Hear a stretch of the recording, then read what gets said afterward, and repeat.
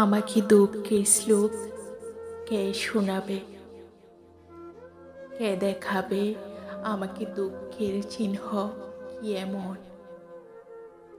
দুঃখ তো আমার সেই জন্ম থেকে জীবনের একমাত্র মৌলিক কাহিনী। আমার শৈশব বলে কিছু নেই, আমার কৈশোর বলে কিছু নেই।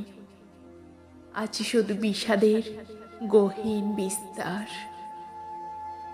দুঃখ তো আমার হাত, হাতের আঙ্গুল, আঙ্গুলের নখ, দুঃখের নিখুঁত চিত্র, এ কবির আপাত মস্তক। আমার দুঃখ আছে, কিন্তু আমি দুঃখী নই।